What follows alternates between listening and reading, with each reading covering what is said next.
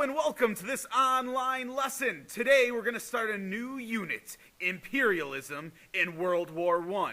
I'm Mr. Valancourt. And Mr. Hoven. Today we're going to start out by talking about a little history of America's foreign policy. Mr. Hoven, what does it mean by foreign policy? Foreign policy essentially means that how a country interacts with other countries throughout the world. Ooh, do you remember back to George Washington? What was his foreign policy? His foreign policy that he mentions in his farewell address speaks to the nation about staying out of foreign entanglements and out of foreign alliances because it could lead us into war. Keywords, neutrality, and isolationism. Remember, we're a new country, weak. We need to build our strength, and that is staying to ourselves.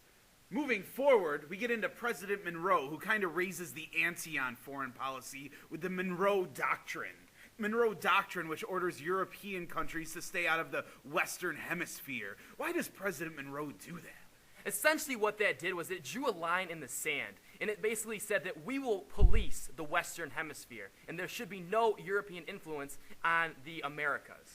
And then another shift in foreign policy, if you will, is when America starts to turn towards manifest destiny. Manifest destiny, meaning the right to expand all the way to the Pacific Ocean. But how's that a foreign policy? It's a foreign policy because it does affect other nations throughout the world. Because when we expand that idea of manifest destiny, it's past the sea to the shining sea. When we start looking into the imperialistic period of the United States, when we are looking to expand beyond our borders. Ooh. Let's also not forget that manifest destiny led to clashes with other countries. Don't forget about the Mexican War, in which we gained lots and lots of land, all because we wanted to do what? Expand to get all the way to the Pacific Ocean. But Mr. Hoven, you mentioned a shift in policy toward imperialism, which will take place in the mid-1800s and early 1900s. What does that mean? Basically, that shift, what that means is imperialism is the policy of one country extending its rule or authority over another country, colony, or region. So the key word with manifest destiny and imperialism is similar. It's expansion. Now, let's shift gears and look at how the United States of America adapts to a policy of imperialism. And we like to refer to this as the time when the U.S. is becoming a world power.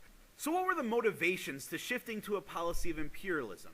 Well, the first reason was economic interests. These interests were where countries wanted to expand their territories or their influence to gain new natural resources and create a market for finished goods. There was also military motivations, where countries wanted to have a strong military presence overseas to protect these economic interests. Correct. And the final real reason was the white man's burden. The belief that they could help out these other countries, these other people that they saw as inferior, by trying to help modernize them and socialize them.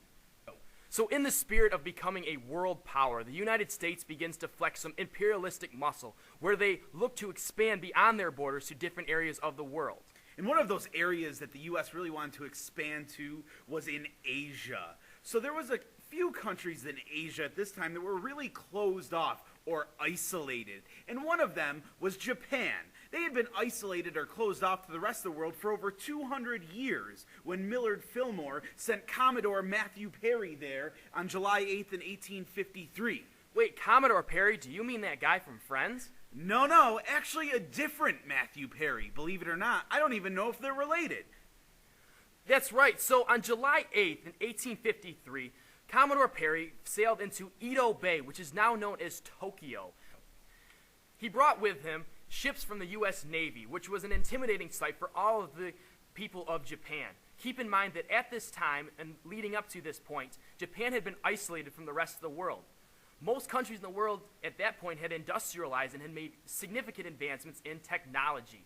But it wasn't until the United States came in via Matthew Perry and his ships with the letter from Millard Fillmore that they realized it was time to change. In that letter that Millard Fillmore sent to the Emperor of Japan, he basically is asking for peace and to open trade with the Japanese. The Japanese were a little bit reluctant, but realized that they were asking for peace and trade, but they also noticed those warships and thought, If we don't say yes, there might be a sign of force in the future. So in 1858, a treaty is signed to open Japan to trade with the United States. Now we're going to shift gears, going back to North America, where in 1867, Secretary of State William Seward will purchase Alaska for $7.2 million from Russia. If you're bored on the weekend and want to go out to Auburn, New York, you can go visit William Seward's house. But this purchase of Alaska did not sit well with the American public in 1867, did it, Mr. Hoven? No, it did not. They called this purchase Seward's Folly, or also known as Seward's Icebox, because what they thought he purchased was a barren landscape that was filled with polar bears and glaciers. However, as history progressed, they began to realize the rich natural resources that were in this territory, such as natural gas, oil, and timber. Now let's head back to the Pacific Ocean, where in the 1890s, the United States came into conflict with the sovereign nation of Hawaii. That's right, at one point, Hawaii was its own independent country, and at this time was led by monarch Queen Liliuokalani. That's right. In 1891, when Queen Liliuokalani becomes the Queen of Hawaii, she right away writes a new constitution that really limits the influence of U.S. planters in Hawaii. This really makes those planters, such as Sanford B. Dole, yes, the same Dole as the sticker on your bananas, really, really mad. The U.S. sugar growers, in fact, were so mad that they would cause a revolution in Hawaii in 1893. This revolution would be supported by the U.S. military, all because the U.S. saw Hawaii as an asset for our economic interests. And as a result, Queen Liliuokalani was overthrown. Then, the U.S. decided to annex, or if you remember what that means, add on Hawaii in 1898. And one of the first things that they'll do is establish a naval base at Pearl Harbor. We're now going to shift our attention back to Asia, specifically China, where in the 1890s they were fighting the Japanese over Korea. But the Chinese weren't doing so well in this fight. In fact, they looked pretty weak. When the end of this war came, they needed help. Russia, Germany, France, England would all step up to lend China some support.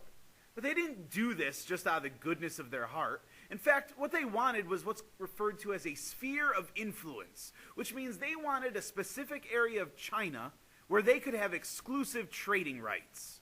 But not wanting to be left out of the situation, the United States creates a new policy. This policy was known as the Open Door Policy, where the United States claimed exclusive trading rights to China and the areas of its territories. However, this was not well received by every person in China at the time.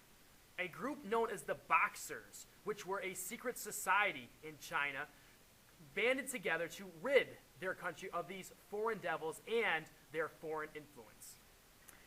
Then what you have is quickly the United States and the other countries that were all fighting for these rights in China quickly kick out the Boxers and crush the rebellion. This allows these countries to remain active in China in their economic interests there. A relationship that we'll see continue for many years. Well, this wraps up today. I'd like to thank Mr. Hoven. It's been great co-hosting this. Been happy to be here. And we're going to be back again next time talking about the Spanish-American War.